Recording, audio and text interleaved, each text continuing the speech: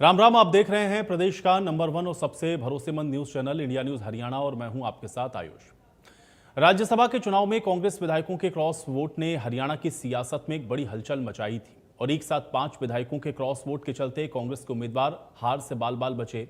अब cross vote के आरोप के चलते ही कांग्रेस ने इन विधायकों के खिलाफ कार्रवाई करते हुए उन्हें पार्टी से निलंबित कर दिया था। कांग्रेस के ये निलंबित विधायक अब एक बार फिर से चर्चा में हैं।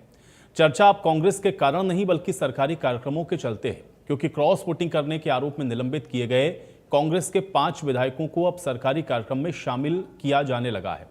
आज स्वास्थ्य विभाग की परियोजनाओं के शुभारंभ कार्यक्रम में इन 5 विधायकों को विशेष अतिथि बनाया गया। कांग्रेस ने निलंबित जिन विधायकों को सरकारी कार्यक्रम में विशेष अतिथि बनाया गया उसमें नारायणगढ़ से कांग्रेस विधायक शैली चौधरी, साढौरा से विधायक रेणु बाला, रतिया से विधायक जरनैल सिंह, पुन्हाना से विधायक मोहम्मद इलियास और हतीन से विधायक मोहम्मद इजराइल शामिल हैं। तो कांग्रेस से निष्कासित विधायकों को सरकारी कार्यक्रम में एंट्री से सियासी हलचल तेज हो गई। सियासी गलियारों में अब ये कयास लगाए जा रहे हैं कि हरियाणा में कोई बड़ा उलटफेर तो नहीं होने वाला। कांग्रेस ने निलंबित और साढौरा विधायक रेणु बाला ने तो सीएम नायब सिंह सैनी की जमकर तारीफ भी की। रेणु बाला ने कहा कि महिलाओं को सशक्त करने के लिए मुख्यमंत्री की पहल सराहनीय है। हालांकि रेणु बाला बीजेपी में शामिल होने के सवाल का साफ जवाब देने से बच रही हैं। उनका यह कहना है कि बीजेपी में शामिल होने का भी कोई विचार नहीं है, लेकिन इन विधायकों का सरकारी कार्यक्रमों में शामिल होना कहीं ना कहीं सवाल तो खड़े करता है।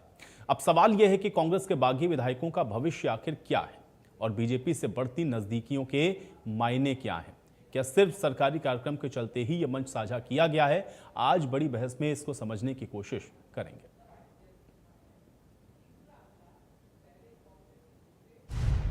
कार्यक्रम रखा गया वो हमारे ये कई जिलों में रखा गया और जिसमें कई जो माननीय हमारे विधायक हैं वो सभी इनवाइट थे। तो आज हम लोग बिलासपुर रेस्ट हाउस में गए और सरकारी प्रोग्राम में जो हरियाणा सरकार द्वारा 100 करोड़ से भी ज़्यादा महिलाओं के हक में 9 परियोजनाएं जो हमारे हरियाणा के मुख्यमंत्री माननीय श्री नायब सिंह सैनी जी द्वारा उनका उद्घाटन किया गया और ये एक अच्छी पहल मैं कहूँगी, अच्छी सोच है। एक महिला होने के नाते भी महिलाओं को सशक्त करने के लिए, उनको समझने के लिए सरकार के माध्यम से ये परियोजनाएं जो वो लागू की गई है। और इस कार्यक्रम में हमें बुलाया गया था तो हम वहाँ गए थे और हमारे यहाँ अपने ज़िले के भी प्रोग्राम थे जिनमें हमारे माननीय मंत्री जी श्री श्याम सिंह राणा जी गए हुए थे और यहाँ पे हमें मुख्य अतिथि के रूप में मुझे विधायक साढौरा होने के नाते यहाँ बुलाया गया। तो मैं महिला होने के नाते और महिलाओं के हक के लिए इस कार्यक्रम में मैं गई। तो ये वो विधायक हैं जो कि कांग्रेस से निलंबित हैं, जिसमें शैली चौधरी नारायणगढ़ से, रेणु बाला साढौरा से, इनको कांग्रेस पार्टी ने निलंबित किया हुआ है। और ये 5 विधायक आप देख रहे हैं कि आज सरकारी कार्यक्रम में बुलाए गए थे। जरनैल सिंह रतिया से विधायक हैं, इनको निलंबित किया गया है। मोहम्मद इलियास पुन्हाना के विधायक हैं और मोहम्मद इजराइल जो कि हतीन के विधायक हैं। और ये 5 विधायक कांग्रेस पार्टी ने राज्यसभा में क्रॉस वोटिंग के चलते इनको निलंबित किया है। तो कांग्रेस के निलंबित विधायक सरकार के कार्यक्रम में यानी कि सरकारी कार्यक्रम में विशेष अतिथि के तौर पर यहां पर पहुंचे, क्योंकि राज्यसभा चुनाव में क्रॉस वोटिंग के चलते इनको पार्टी से निलंबित किया गया है। तो जाहिर है कि अब इनका सरकारी कार्यक्रम में पहुंचना बहुत सारे सवालों को उठा रहा है। परियोजनाओं के शुभारंभ कार्यक्रम में ये सभी विधायक शामिल हुए हैं, जो जानकारी सामने आई। और 5 विधायकों को कार्यक्रम में विशेष अतिथि बनाया गया। ये अपने आप में कई सारे सवालों को जन्म देता है कि अब कांग्रेस के बागी विधायकों का भविष्य क्या है, ये अपने आप में एक बड़ा प्रश्न है। इसके अलावा बीजेपी से बढ़ती नज़दीकियों के क्या मायने हैं? हालांकि विधायक इस पर खुलकर नहीं बोल रहे, लेकिन अब यहाँ पर पहुँचने के जो मायने हैं वो समझना पड़ेगा। सरकारी कार्यक्रम इसलिए मंच साझा किया, ये बात भी कही जा रही है, लेकिन असल बात क्या है? और कांग्रेस के इन विधायकों को लेकर के जिस तरह की राजनीतिक चर्चाएं हैं और सरकारी कार्यक्रम में जैसे ये विधायक पहुंचे हैं, आज इसको समझेंगे। सभी मेहमान हैं मेरे साथ, पहले उनका परिचय करवाते हैं, उसके बाद आज की चर्चा की शुरुआत करेंगे। विधु रावल जी हमारे साथ हैं, भारतीय जनता पार्टी के प्रवक्ता हैं। विधु रावल जी स्वागत है आपका। बजरंग दास गर्ग जी हमारे साथ हैं, कांग्रेस पार्टी के प्रवक्ता हैं। बजरंग दास गर्ग जी स्वागत है आपका। ओंकार सिंह जी हमारे साथ हैं, इंडिया नेशनल लोकदल के प्रवक्ता हैं। ओंकार सिंह जी आपका स्वागत है। और डॉक्टर रविंद्र मलिक जी हमारे साथ हैं, वरिष्ठ पत्रकार हैं। डॉक्टर रविंद्र मलिक जी आपका भी स्वागत है। विधु रावल जी, आपसे शुरुआत कर रहा हूं, क्योंकि राज्यसभा वोटिंग के समय उसके बाद जो कुछ भी हुआ, कांग्रेस के इन 5 विधायकों को कांग्रेस पार्टी ने निलंबित किया, लेकिन आज एक सरकारी कार्यक्रम में उनकी मौजूदगी, और उसके बाद सवाल यह है कि अब क्या इनकी जो नजदीकियां हैं वो भारतीय जनता पार्टी के साथ हैं। सरकारी कार्यक्रम में इन विधायकों को बुलाया जाना, कैसे इसको देखा जाए? विधु रावल जी। आयुष जी, आपको नमस्कार, और आपके माध्यम से इंडिया न्यूज देख रहे सभी दर्शकों को और जो हमारे साथी पैनलिस्ट हैं उनको भी नमस्ते। मैं उम्मीद कर रहा हूँ मेरी आवाज ठीक ठाक आ रही है। जी आयुष जी, मैं वास्तव में समझ नहीं पा रहा हूँ कि इसमें न्यूज क्या है। जनप्रतिनिधियों को उनके क्षेत्र में अतिथि बनाना, मुख्य अतिथि बनाना, उनको विशिष्ट स्थान देना, मंच पर बिठाना, ये न्यूज है? या कांग्रेस के हैं इसलिए उनको बुला लिया और वो बिठा दिया, ये न्यूज है? देखिए, वर्षों के दशकों तक जो है देश पर एक ऐसी पॉलिटिकल पार्टी राज करती रही जिसने केवल और केवल अपने घर की बात की। हम लोग सत्ता में कैसे बने रहें, हम पार्टी को किस प्रकार से बनाए रखें, घुसपैठिया चाहे बांग्लादेश से लाकर बसाने पड़े उनकी वोट लेने के लिए, चाहे भारत के अंदर हिंदू मुसलमान करना पड़े, एक पूरे वर्ग को डरा के रखना पड़े, अपीजमेंट करनी पड़े, कुछ भी कर चाहे हिंदू समाज को जातियों में बांटना पड़े, चाहे कुछ भी, चाहे वोटरों में गड़बड़ करनी पड़े, जिसकी वजह से अब SIR पर कितनी चिल्ली कर रहे हैं, क्योंकि वोटर लिस्ट में इन्होंने गड़बड़ कर रखी थी आज तक। तो ये सारे हथकंडे अपनाकर केवल कुछ भी कर सत्ता में पाना, ये नेहरू जी के समय से, 2 दिन पहले नेहरू जी की पुण्यतिथि भी थी वैसे, इसलिए भी याद कर रहे हैं, तो उनके समय से ये चलता आ रहा था यहाँ पर। लेकिन एक व्यवस्था में परिवर्तन हुआ है 2014 के बाद, और वो व्यवस्था में परिवर्तन ये है कि जनता की सरकार बन गई। अब जनता ने चाहे बीजेपी को चुना है किसी एक सीट से, चाहे कांग्रेस को चुना है, हमारी सरकार ने पहले दिन से ही, मनोहर लाल जी जब मुख्यमंत्री बने थे उस दिन से शुरू करके हमने ये दलगत राजनीति से ऊपर उठकर विकास को जो है प्राथमिकता दी है।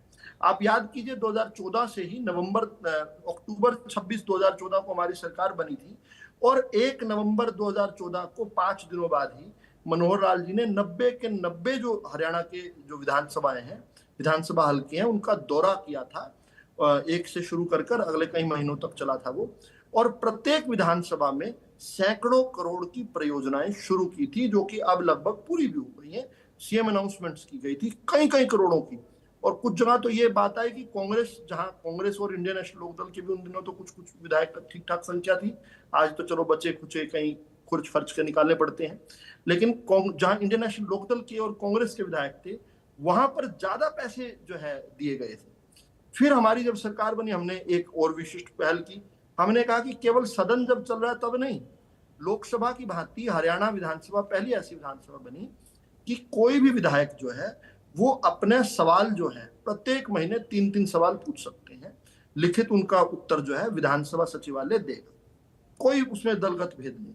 इसी प्रकार से प्रत्येक विधायक, ठीक है, लेकिन विधु रावल जी, जितना सरल और सीधा बता रहे हैं, राजनीति इतनी सरल तो होती नहीं भाई। कांग्रेस तो यही कही रही है, और बार बार ये कहा गया कि आपने इन्फ्लुएंस किया, आपने इन विधायकों को बरगलाया और अपने पाले में मिलाया, तो इसलिए ये विधायक आज सरकारी कार्यक्रम में थे। और विधायकों की संख्या अगर ऐसे भी देखें तो कांग्रेस पार्टी में बहुत सारे विधायक है, तो फिर यही 5 विधायक क्यों जो स्पेशल अतिथि बने आज सरकारी कार्यक्रम के? सभी को बनाया जाएगा, आप निश्चित तौर पर विश्वास कीजिए, सभी को बनाया जाएगा, आने वाले बनेंगे लोग। विकास तो यही 5 क्यों ना विधु रावल जी? सवाल इसलिए है ना क्योंकि ये 5 तो ये कह ही रहे हैं कि इन्होंने पार्टी लाइन से अलग काम किया, भारतीय जनता पार्टी की इन्होंने मदद करने की कोशिश की, यही तो आरोप है ना उनके ऊपर, और वो आज सरकारी कार्यक्रम में मौजूद है। आना चाहेगा उसी को बुलाया जाएगा ना। अब राहुल गांधी जी को रिपब्लिक डे पर बुला लिया, राहुल गांधी पहुंचे नहीं, वहां पर देर से उठते हैं, फिर जाकर जो है आधी नींद में जो है जाकर अपने कांग्रेस के मुख्यालय में आंखें मलते मलते जो है फोटोज है सबके पास, वो जो है तिरंगा लहराए। तो जो आएगा उसको बुलाएंगे ना, जो नहीं आएगा उसको कैसे बुलाएंगे? जो आना चाहेगा, जो वास्तव में दलगत राजनीति से ऊपर उठकर अपनी विधानसभा के लोगों के लिए चिंता करेगा, जिसको भाजपा कांग्रेस से फर्क नहीं पड़ता। अब इसमें आप 2 चीजों को मिक्स कर रहे हैं। मेरा जो है बड़ा विनती निवेदन ये है कि 2 चीजों को मिक्स मत कीजिए। राज्यसभा प्रकरण क्या हुआ ये एक अलग विषय, इस पर बहस हो सकती है, इस पर तो बहुत सारे सबूत हैं। खुद भूपेंद्र सिंह हुड्डा जो है चुनावी एजेंट थे, और वो लड़ाई लड़ रहे थे 15 मिनट तक। वोटिंग हो रही थी उस दिन राज्यसभा की, उस दिन 15 मिनट तक जो है भूपेंद्र हुड्डा, जिनको केवल पता था कि शैली चौधरी ने वोट कहाँ की, 15 मिनट तक सारी वोटिंग रुकवाई उन्होंने, और कहा कि भाई नहीं शैली चौधरी का वोट इनवैलिड नहीं हो सकता। शैली चौधरी का वोट वैलिड करवाने के लिए 15 मिनट तक लड़ाई लड़ी।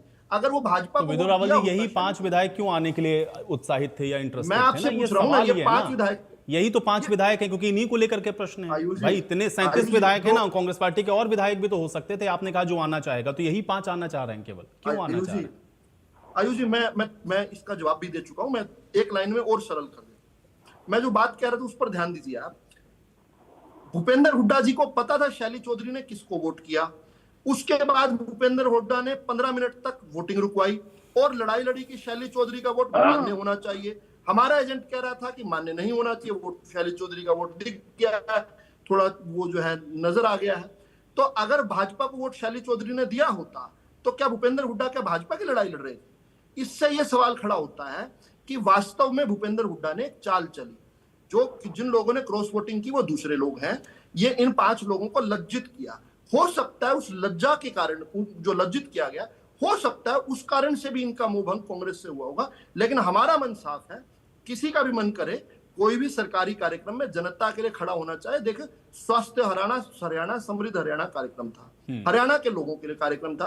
कोई भी आगे आके, अभी बजरंग दास जी के पास अभी हो सकता है डिबेट चलते चलते कुछ फोन आ जाए कांग्रेस के विधायकों के, या आपकी डिबेट में कुछ विधायकों का नाम बताएंगे, मैं आगे जो है प्रेषित करूंगा उन नामों को कि इनको भी बुलाना जाना चाहिए। ये आना चाहते हैं, ये कांग्रेस की घिसी पिटी राजनीति छोड़ना चाहते हैं। इस बात को मैं जो है आगे जो प्रेषित करूंगा, विश्वास कीजिए। और मुख्यमंत्री जी आपका शो भी देखते हैं, आपका शो देखते हैं, उस चलिए नाते गर्ग से वो भी सुनेंगे साहब, उन अब मैं नामों गर्ग को। साहब का रुक कर रहा हूँ। ठीक है, आप, मैंने पहले भी कहा ना, राजनीति इतनी सरल होती नहीं। आप बता रहे हैं बड़ी सरल है, तो मैं इसको मान लेता हूँ। ठीक है गर्ग साहब, 5 विधायक पहुंचे हैं, विदुर रावल जी कह रहे हैं भाई इसमें क्या बड़ी बात हो गई, अब कोई भी विधायक जा सकता है। गर्ग साहब, नहीं आयुष जी, ये सरकार का अधिकार क्षेत्र में आता है। मर्जी है उसको बुलाए, मर्जी आए उसको ना बुलाए। उन्होंने 5 विधायक जो प्यारे लगे, जो इनके चेते थे, जिन्होंने क्रॉस वोटिंग की, उनको बुला लिया। अच्छा जब होता, कई अनिलों के विधायक थे, ये और विधायक थे कांग्रेस पार्टी के, सभी को निमंत्रण देते। कोई आए ना आए अलग बात है। ये तो जरूरी नहीं कि सारे विधायक आएंगे, ये भी जरूरी नहीं कि सारे विधायक नहीं जाएंगे। पहले भी गए हैं, क्यों नहीं गए? ये लोग जाते हैं, जाते रहे हैं, कोई खास बात नहीं। सरकारी कार्यक्रम है, सरकारी कार्यक्रम में जाना आना लगा रहता है, इसमें कोई दो राय। मगर ये तो बात दूसरी है ना, कहते क्रॉस वोटिंग नहीं करी उन्होंने। अरे कमाल कर रहे हो, खुलेआम धनबल की राजनीति चली, खुलेआम आपके सामने जवाब की राजनीति देश के अंदर की जा रही है, इसमें भी कोई दो राय है। जहां तक कि जो 5 विधायकों ने क्रॉस वोटिंग करी है, उनके के ऊपर पूरा धनबल की राजनीति चली। अवैध सिंह चौटाला का बयान आया, 25-25 करोड़ रुपए की ऑन रिकॉर्ड प्रेस कॉन्फ्रेंस करके 25-25 करोड़ की बोलियां लग रही है भाई। कितने विधायक बिकने वाले हैं, इतने जाने वाले हैं। खुले तौर पे कहा, अजय सिंह चौटाला ने क्या कहा, मेरे को मनोहर लाल खट्टर जी ने बताया, उन्हें कहा 9 विधायक तो मेरे पास है, दूसरी पार्टी के 9 विधायक आपको दे देता हूं, आप चुनाव लड़ लीजिए, आप जीत जाएंगे। उसने मना कर दिया, मैं नहीं लड़ता। इसका मतलब क्या है? सीधे तौर पे आज तक मनोहर लाल जी को खंडन आया कि मैंने नहीं कहा है? आज तक कोई खंडन नहीं है। ये आपसी भाईचारा खराब करने की एक नाकाम कोशिश करती है भारतीय जनता पार्टी।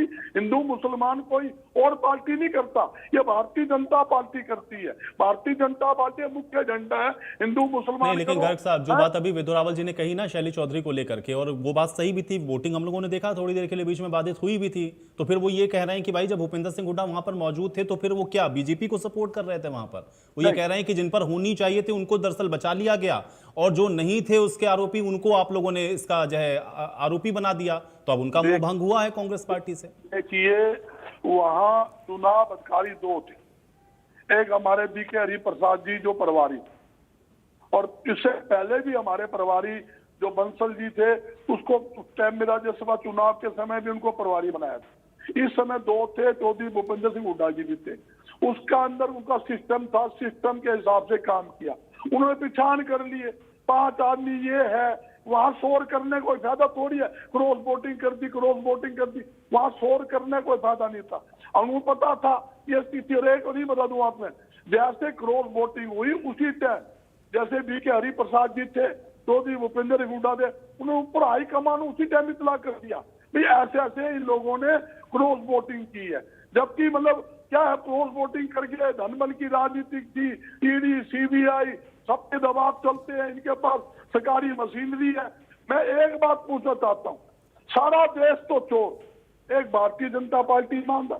कोई ऐसा विपक्षी नेता बता दो, विपक्षी दल बता दो जिनके ऊपर इन्होंने झूठे मुकदमे दर्ज ना किए हो, सीबीआई के, ईडी के, इनकम टैक्स के छापे ना मरवाए। एक तो दल बता दो, ममता बनर्जी ले लो, शरद पवार ले लो, शिवसेना ले लो, आप पार्टी ले लो, कांग्रेस के पार्टी ले लो, राहुल गांधी ले लो, भूपेंद्र हुड्डा ले लो, अशोक गहलोत ले लो, कमल, मैं किस किस का नाम लूं? सभी के ऊपर झूठे मुकदमे दर्ज करके 12 साल हो गए। चौधरी भूपेंद्र सिंह हुड्डा पर कोर्ट पर तारीख पर तारीख, ईडी, सीबीआई, इनकम सारी छोड़ रखी है। कितने मुकदमे दर्ज कर रखी है? आता तो कुछ नहीं हुआ। 12 साल के अंदर आपके सामने सच्चाई आ जाएगी।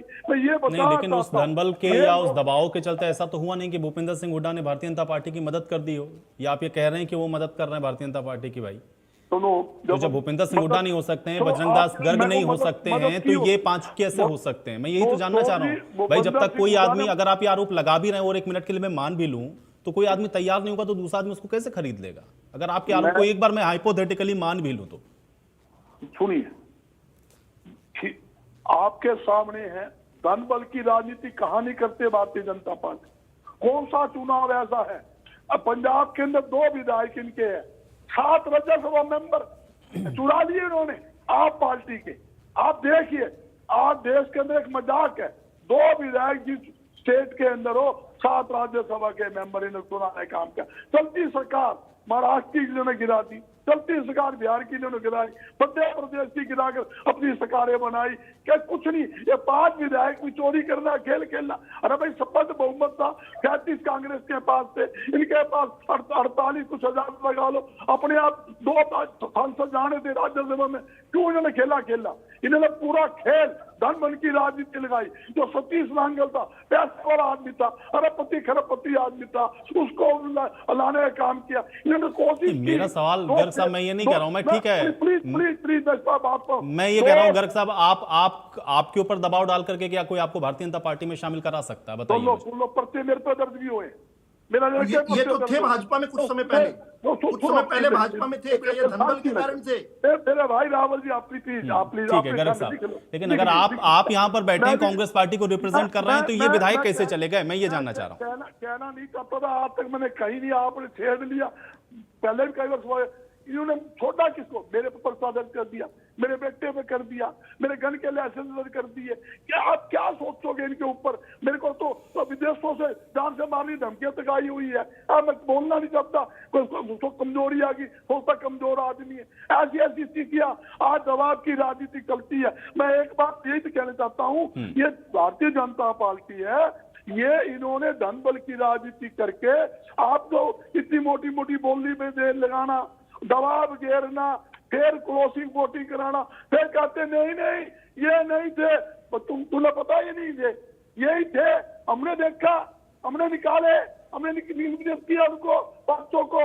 आप लॉजिक दे रहा हूं भैया, हमें कोई। लेकिन गर्ग साहब, मुझे एक बात बताइए ना भाई, पार्टियों को आने जाने, एक बात कहता हूँ, पार्टियों में तो आने जाने का सिलसिला रहता है ना गर्ग साहब। देखिए, ये आपके स्टेटमेंट हैं जिनको मैं कोट कर रहा हूं, क्योंकि चुनावों के दौरान बहुत चर्चा मैंने आपसे की। आपकी पार्टी में भी तो इतने सारे भारतीय जनता पार्टी के नेता शामिल हुए ना, तो क्या आपने उनको डराया था, धनबल दिया था, पैसा दिया था? क्यों आ गए थे वो कांग्रेस पार्टी में? सुनिए, हमारी लहर थी 2014 में कांग्रेस पार्टी की सरकार आएगी, कम से कम आधे इनके पूर्व विधायक, आधे पूर्व मंत्री कांग्रेस पार्टी ज्वाइन करके थे। वो यह था भी हमें टिकट मिलेगी, हम सरकार बनेगी, उसके अंदर हिस्सेदार बने, इस लालच में आए थे। इस लालच में नहीं कि हमने खरीद फरोख्त कर ली। तो इसका मतलब ये हुआ कि अभी कांग्रेस पर उनको भरोसा नहीं होगा, शायद इसलिए उधर चले गए वो। खिरोद प्रोत की दुकानदारी थी, राज्यसभा मेंबर बनाना था इन्होंने, इसलिए खिरोद प्रोत की दुकान चला। मैं खुले रोक लगा रहा हूँ, आपके चैनल पर लगा रहा हूँ। वो कहते हैं अभी, वो कहते हैं हमने तो भाई अपने मन से वोट दी है, अपने आत्मा की आवाज से दी, आत्मा की आवाज से नहीं, बिक के वोट दी है। मैं खुला बोल रहा हूँ आपके चैनल, शायद खुला कोई प्रवक्ता इतना ना बोले। लेकिन वो चार जो रद्द हुए, उनके नाम तो आप बताते भी नहीं। जो क्रॉसिंग वोट हुई, खुले तौर पे बिका हुआ माल था, बिका है। टोटल तो 9 थे ना, कार्रवाई 5 पर ही क्यों? टोटल तो 9 थे ना, 5 पर ही क्यों करी? 9 नहीं थे, 9 नहीं, मैं कह रहा हूँ 9, 4 की इन्होंने जबरन रद्द की है, 4 की जीतने के लिए जबरन रद्द की हुई है, इसमें कोई दो राय नहीं। तो ऐसा तो नहीं उन्हीं 4 की वजह से ये जो 5 हैं वो नाराज हो गए हों? नहीं नहीं नहीं नहीं, बिल्कुल नहीं नाराज हो। नाराज इस बात के है कि हम तो माल भी खा गए और हमें चुपचाले अंदर बिठाए भी रखो, मलाई भी खा जावा और माल भी ले लेवा और चुपके फिर बीजेपी की बी टीम बन के कांग्रेस के अंदर जयतन का काम करे। सारी कांग्रेस की रिपोर्ट, मीटिंग की, एजेंडे की सारी बता दे। आज यहाँ ठीक है, आप ये कह रहे हैं कि धन बल की राजनीति करते हैं। ठीक है, बिल्कुल अभी ठीक है। ओंकार जी इनकम टैक्स की राजनीति ठीक है, चलिए ओंकार जी। आयुष जी देखिए, बीजेपी की सत्ता है, किसी को भी बुला सकते हैं। कांग्रेस के इन्हीं 5 विधायकों को बुलाना कहीं ना कहीं संदेह पैदा करता है। आपने कहा इसके मायने क्या हैं, बड़े सिंपल से मायने हैं। वैसे तो राजनीति इतनी सिंपल है नहीं, लेकिन यहाँ पे मायने इसलिए सिंपल हैं क्योंकि इन्हीं 5 को बुलाया गया। इनको गले इसलिए लगाया गया क्योंकि कांग्रेस से इनको डांट पड़ी हुई है, निलंबित हो रखे हैं। हाँ, एक बात बीजेपी के प्रवक्ता की मेरे को ठीक लगी, पहले भी मैंने बोला था। बीजेपी के प्रवक्ता ने बोला कि शाली चौधरी के मामले में हुड्डा को अगर नजर आ गया था कि ये वोट बीजेपी को जा रही है तो हुड्डा ने तकरार क्यों करी। ये बात तो वैलिड है, और ये मैं पहले भी कई बार डिबेट में कह चुका हूं कि सिर्फ ये 9 विधायक नहीं है, इसके अलावा कोई मास्टरमाइंड भी है, जिस मास्टरमाइंड का ये उद्देश्य था कि बीजेपी को जिताया जाए। लेकिन खेल कहां बिगड़ा? खेल 2 जगह से बिगड़ गया। एक तो एक वोट बीजेपी का रद्द हो गया। आप सोचिए आयुष जी, अगर बीजेपी का वोट रद्द ना होता तो कौन जीतता? बीजेपी जीत जाती। दूसरा, इनेलो अपनी वोट देने से बाहर हो गई। ये 2 तरह से खेल हो गए तो जिसकी वजह से कांग्रेस का जीत गया। और मेरे भाई को धन्यवाद हमारा भी करना चाहिए क्योंकि हमने वोट नहीं किया, वोट ना करके इनडायरेक्ट रूप से हमने एक धन्यवाद क्या हो, तो बल्कि ये कहते हैं कि आप लोग जानबूझ करके मिले हुए थे। तो बार बार कहा गया आप लोगों ने 3 साढ़े 3 बजे प्रेस कॉन्फ्रेंस क्यों करी, ये बहुत सारे सवाल उठाए राज्यसभा चुनावों के दौरान। देखिए, ये हमारी मर्जी आयुष जी, हमारी पार्टी है, हमारी पार्टी के अध्यक्ष देखेंगे कि हमने कितने बजे प्रेस कॉन्फ्रेंस करनी है। उनको मालूम था कि 3:30 बजे वोट सारी डल चुकी है। उससे पहले अगर प्रेस कॉन्फ्रेंस करके अपना निर्णय दे देते तो हो सकता है जहां 9 विधायक इन्होंने मैनेज किए थे 10वां भी कर लेते थे, क्योंकि ये तो पता लग गया था एक बीजेपी के विधायक की वोट रद्द होगी, 4 कांग्रेस की रद्द होगी, ये तो क्लियर हो गया था। तो इसका मतलब कहीं ना कहीं सेटिंग खराब हो सकती थी, इसलिए हमने सेफ गेम खेलते हुए हमने 3:30 बजे प्रेस कॉन्फ्रेंस करी। अब देखिए हो क्या रहा है भारत में, बहुत महत्वपूर्ण बात कहने जा रहा हूं मैं। आज कोई भी लोकतंत्र बिना नैतिक मूल्यों के नहीं चल सकता। आज नैतिक मूल्यों का ह्रास क्यों हो रहा है, इसका कारण तो देखिए आपको भी, आप बड़ा चैनल है तुम्हारा, आपको भी देखना पड़ेगा। देखिए, जिस समय हमारा संविधान बना, जब हम आजाद हुए, उस समय संविधान निर्माताओं ने जो भविष्य में हो सकता था उन्होंने दूरदृष्टि लगा के उसके खिलाफ, उनके विरोध में और उनके फेवर में संविधान के अनुच्छेद बनाए, प्रावधान किए। उन्होंने इन्हीं प्रावधानों के आगे चलते हमारे जो देश के चलाने वाले थे उन्होंने देखा कि दल बदल अधिनियम के तहत कुछ ना कुछ रोक लगनी जरूरी है, इसलिए उन्होंने दल बदल अधिनियम में 2 प्रावधान किए। एक, जो 1/3 विधायक या एमपी कहीं चले जाते हैं तो स्प्लिट माना जाएगा। दूसरा, 2/3 अगर चले जाते हैं तो मर्जर माना जाएगा, विलय माना जाएगा। लेकिन उनको यह था, उस समय के जो देश चलाने वाले थे उनको यह था कि 1/3 और 2/3 होना बहुत मुश्किल है। लेकिन आज के टाइम में उनको क्या मालूम था कि किसी समय बीजेपी सत्ता में आएगी और 2/3 बड़ी मामूली सी बात हो जाएगी। आप देखिए, उदाहरण आपके सामने, पंजाब में बीजेपी के 2 विधायक हैं और राज्यसभा के 7 सदस्य हैं। बहुत अजीब बात है, मैंने तो जिंदगी में ऐसा नहीं देखा, विधायक 2 सांसद 7, ये बहुत अजीब सी बात है। और एक चीज बात और कहना चाहूंगा, देखिए 15 अगस्त 1947 को हम आजाद हुए, 12 बजे आजाद हुए, 12 बजे भारत आजाद हुआ, पाकिस्तान भी 12 बजे, लेकिन उस समय पाकिस्तान के 11:30 बजे। 14 अगस्त को उनको आजादी मिली, 15 अगस्त को दोनों देश इकट्ठे आजाद हुए। आज पाकिस्तान की परिस्थिति क्या है? आज पाकिस्तान में सिर्फ तख्ता पलट के अलावा कुछ नहीं होता, वहां लोकतंत्र के मायने ही नहीं है। लेकिन मुझे गर्व के साथ कहना पड़ता है, हमारा लोकतंत्र बहुत मजबूत। हमारा लोकतंत्र 1947 से लेकर अब तक कलंकित नहीं हुआ, और मैं कहता हूं ईश्वर करे कलंकित हो भी ना।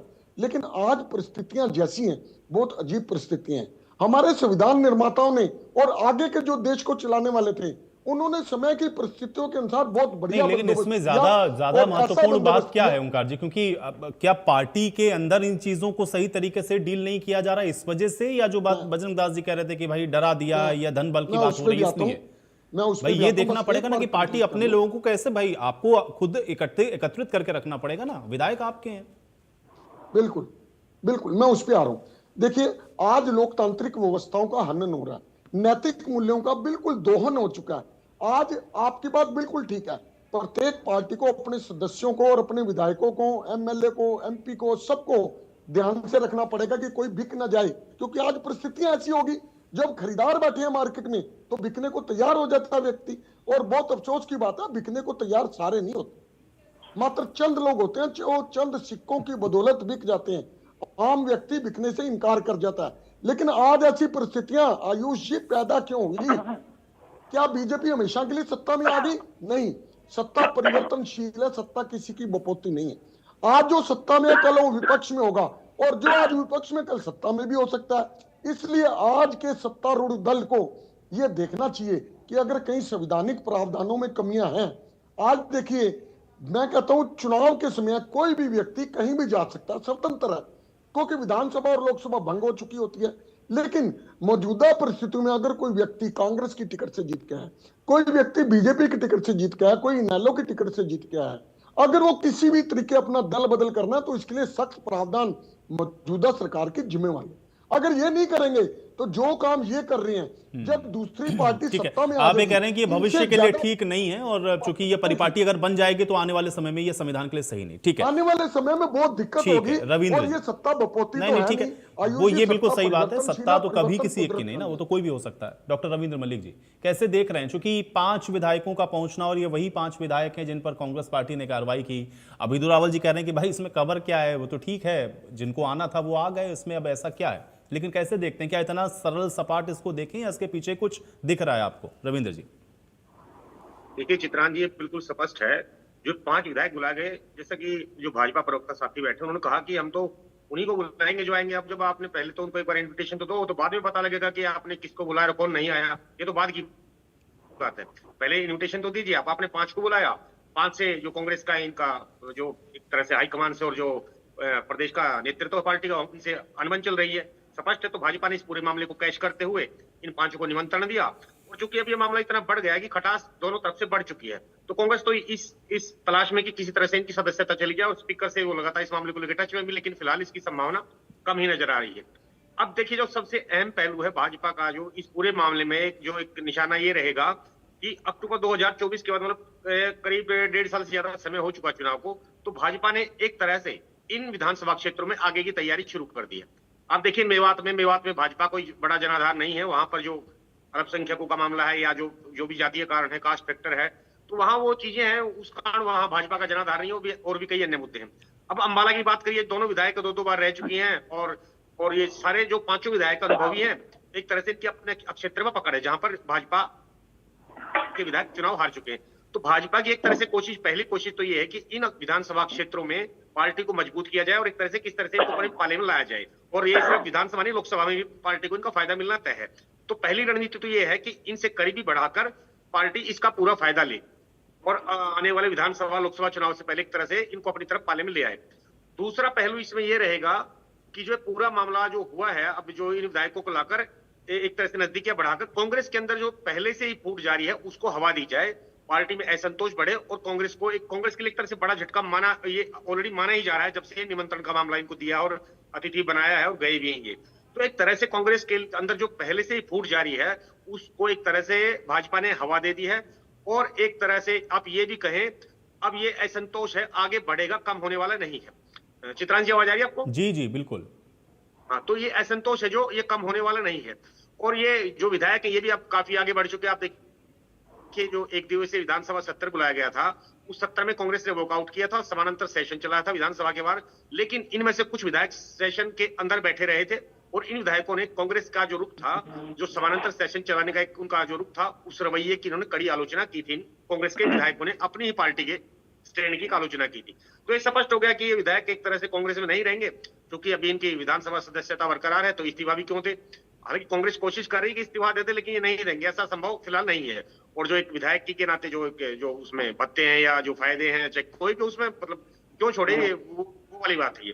तो ये एक तो जो नहीं, तो रविंद्र जी आप ये कह रहे हैं जो- कि ठीक है, हम लोग इसको इस तरह से मान लें कि अब राह भारतीय जनता पार्टी की ओर है इन 5 विधायकों की। हाँ बिल्कुल, ये देखिए स्पष्ट ही हो गया।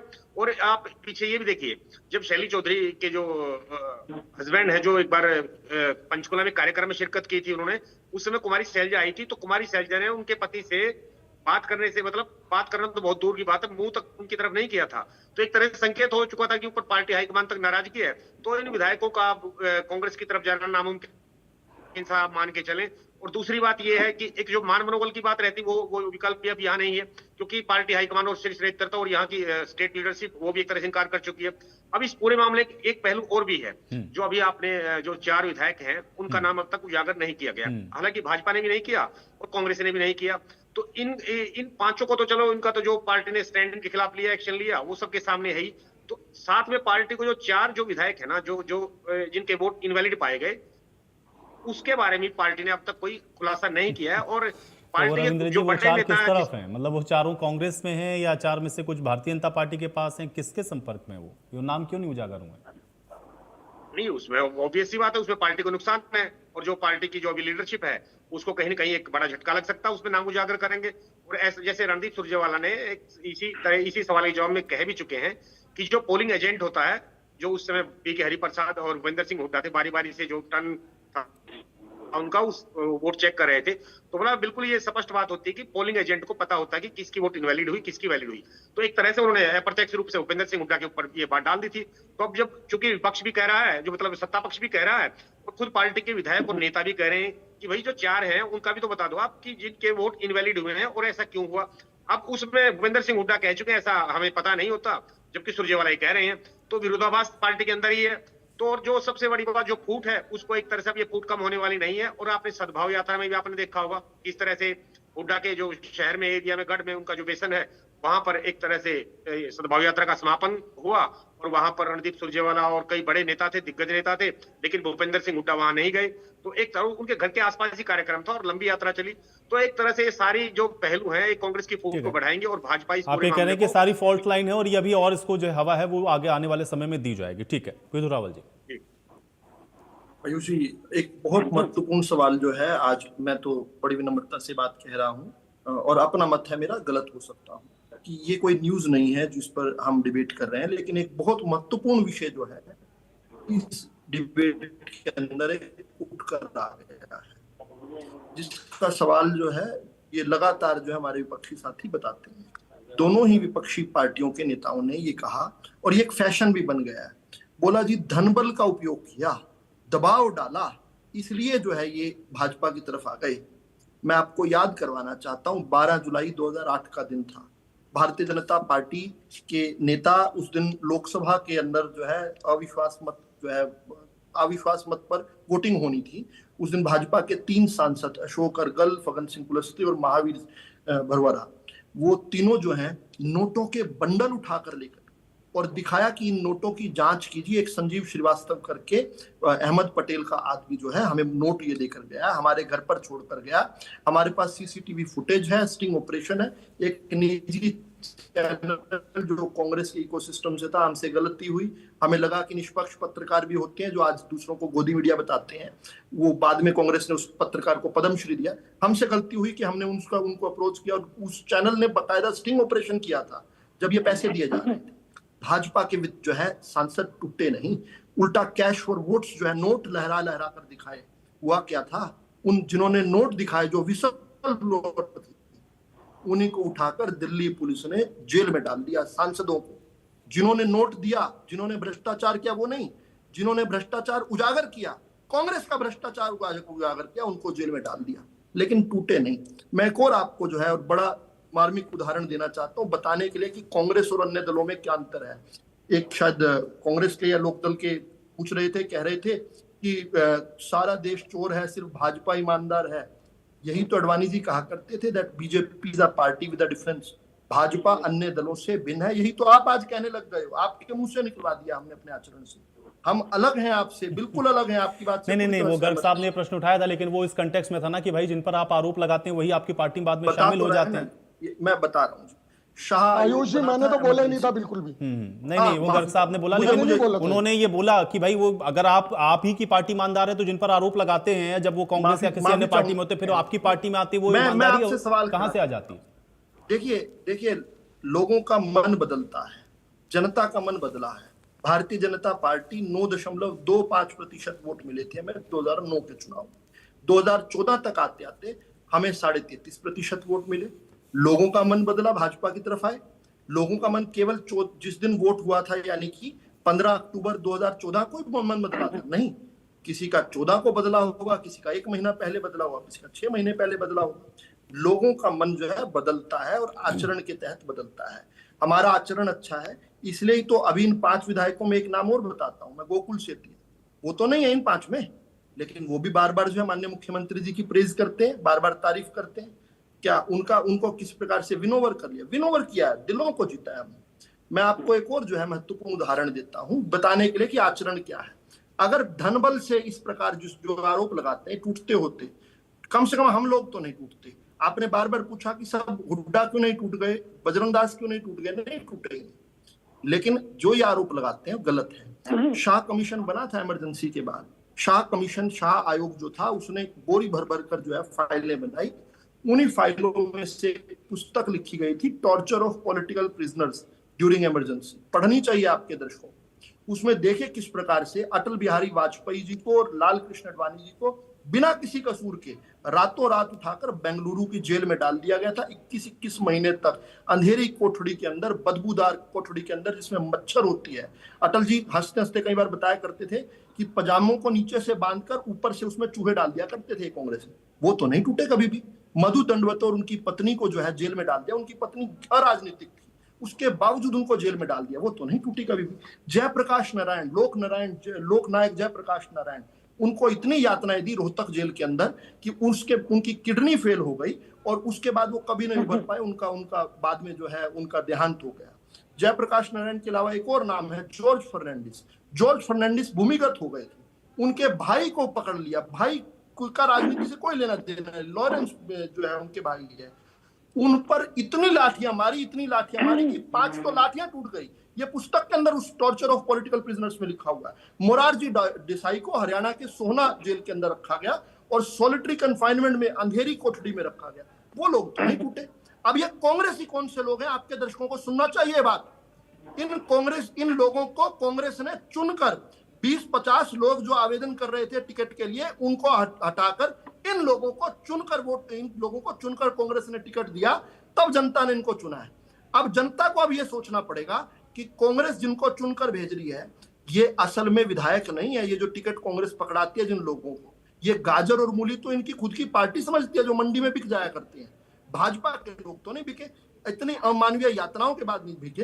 हरियाणा के जो हैं पंडित रामविलास शर्मा जी, उनका आप हाथ देखिए, उस हाथ पर जो सिगरेट के गश मिलेंगे, सिगरेट के गश से उनको मारा। उन्होंने तो भाजपा नहीं छोड़ी।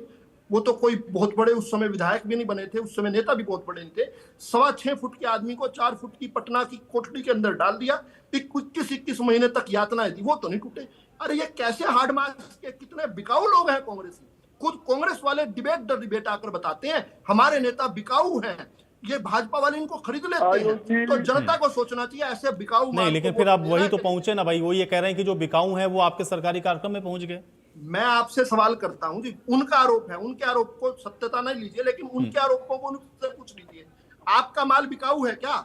मैंने इतने सारे उदाहरण दिए। मैंने पैसे का उदाहरण दिया, इन्होंने नोट दिया, नोट लेकर लोकसभा में पहुंच गए। हमारे ऊपर अमानवीय यातनाएं दी। अंग्रेजों को भी मात देती थी इनकी यातनाएं। अंग्रेज इतना नहीं तड़फा सकते थे जितनी अमानवीय यातनाएं इन्होंने 21 महीने दी। हमारे लोग क्यों नहीं टूटे भैया? इसका सवाल का तो जवाब दो। कितने लोग इंदिरा गांधी चलिए गर्ग साहब आप जवाब दीजिए। ये धनबल का आरोप कैसे बना हुआ भैया? तुम ठीक है, क्यों वोट दे कांग्रेस? चलिए ठीक है, अभी गर्ग साहब जवाब देंगे। हाँ गर्ग जी। देखिए, सारी दुनिया को पता है आज हालात क्या है देश के अंदर।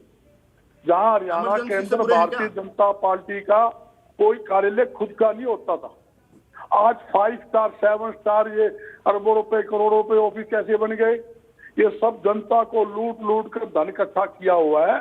पूरा देश एक तरफ, भारतीय जनता पार्टी एक तरफ, इन्होंने पूरे देश के अंदर जो अव्यवस्था फैला रखी है, लूट नहीं, लेकिन गर्ग साहब कांग्रेस पार्टी के भी कार्यालय तो सब जगह है ना भाई, क्या ये सब जनता के पैसे से लूट के बनाए गए? और मैंने एक दिन पहले भी आपको पता, मैं आपके पार्टी का जो राष्ट्रीय मुख्यालय है उसमें बहुत बार गया और क्या शानदार मुख्यालय बना हुआ है, बताइए। वो किसी माइने में कम नहीं भारतीय जनता पार्टी के मुख्यालय कुछ दिन कार्यालय है, 55 आयुष जी, इंडियन कॉफी हाउस ने किराए पे ले रखा है, 50% सब्सिडी में कांग्रेसियों। नहीं, मैं गया हूँ गर्ग साहब, मैं व्यक्तिगत गया हूँ, इसलिए मैं आपको ये बात बता रहा हूँ। कॉफी हाउस और एक दो बार नहीं, अनेकों बार मेरा जाना। एक मिनट, हाँ गर्ग साहब, एक शब्द दो आदमी नहीं बोलेगा, चुप करा लो। मैं कहता हूँ 55 साल राज करने के बावजूद भी 70 साल तक लूटा इन्होंने। अभी बजरंगदास मैं ये बताना चाहता हूँ, हमारे कांग्रेस पार्टी के रिपेयरिंग नहीं हो पा रही, और आप कहते हैं सारे हरियाणा में, कहा सारे हरियाणा में हमारा फतेह। अरे रिपेयरिंग कैसी हो गई? हमारा पहले आपने जनता को लूटा और नेता अब आपकी ठीक है। विदु रावल जी, अभी गर्ग साहब का समय है, अभी उनका। हाँ आयु जी, इनको कहो ना सोनिया गांधी को थोड़ा। नहीं ठीक है, नहीं विदु रावल जी ऐसे नहीं भाई, अभी देखिए उनका समय, उनको बोलने राहुल गांधी इतने विदु रावल जी नहीं, विदु रावल जी अभी देखिए गर्ग साहब का समय, अभी वो बोल लेंगे। आपने बहुत सारे सवाल पूछे, जवाब आने दीजिए। 10 मिनट पहले बोल के फिर अगला समय होता 2 मिनट खराब करते हैं, ये आदत है। नहीं बोलिए। मैं बताना चाहता हूँ, नहीं, बजरंगदास कोई गरीब आदमी है क्या? ये पैसे दे अपनी पार्टी को, क्यों नहीं देते पैसे? अमीर आदमी अरे सुनिए तो भाई, विदु रावल जी सुनना पड़ेगा ना भाई, उनको पहले बताने तो दीजिए ना। अब उन्होंने एक बात कही, अब उसके आगे तो उनको बोलने दीजिए ना गर्ग साहब। हाँ बोलिए। इन्होंने लूट घसूट की दुकानें बना रखी है हर एक जगह। इन्होंने पूरे देश के अंदर थोड़ा भी कुछ बोले नो कहते हैं हम तो ईमानदार आदमी थे, फलाने थे। अरे भाई ईमानदारी क्या, ये भी वो राज्यसभा के 7 आपने मेंबर तुराई करे, जिसमें छापा मारा, एक आदमी 10 दिन पे छापा मारा, ईडी छोड़ी, उसको भ्रष्ट बताया, और 10 दिन बाद इनके समय कोर्ट कहता था पिंजरे में बंद तोता है ईडीसीबी। आप इनका चरित्र कहने के लिए कुछ हो रहा है, दिखाने के लिए कुछ हो रहा है।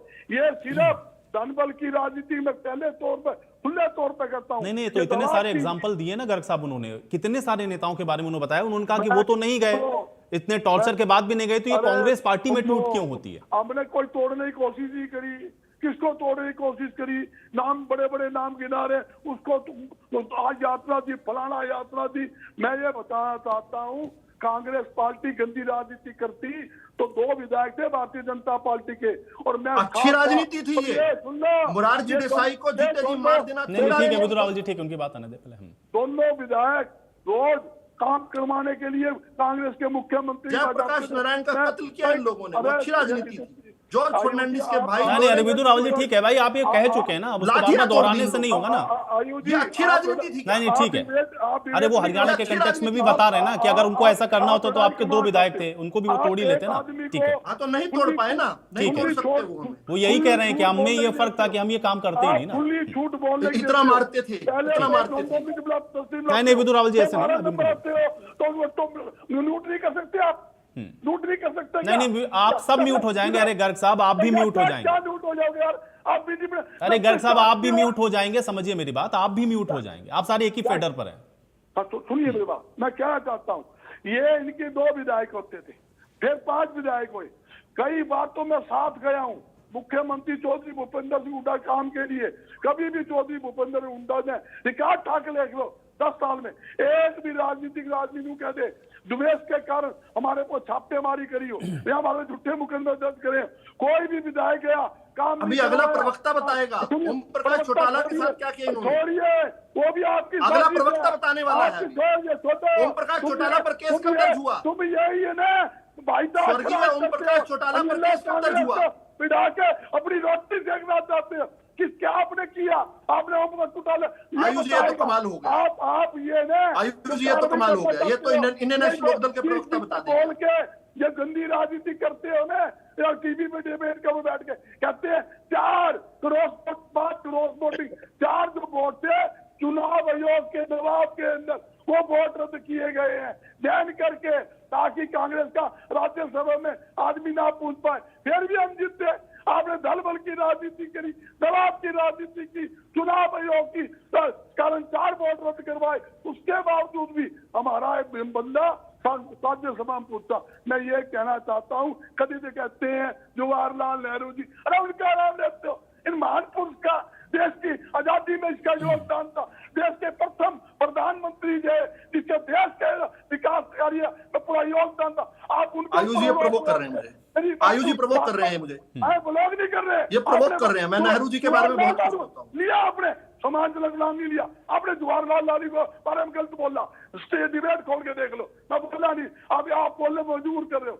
आप लोग तो वो हो, बापू महात्मा गांधी के खिलाफ बोलते हो, गॉड्स की पूजा करते हो। चलिए ठीक है, आपको देश के अंदर अब आज यहाँ वोट से बात देखिए महात्मा गांधी और जवाहरलाल नेहरू तक फिर पहुंच गए। ठीक है, अभी ओंकार जी।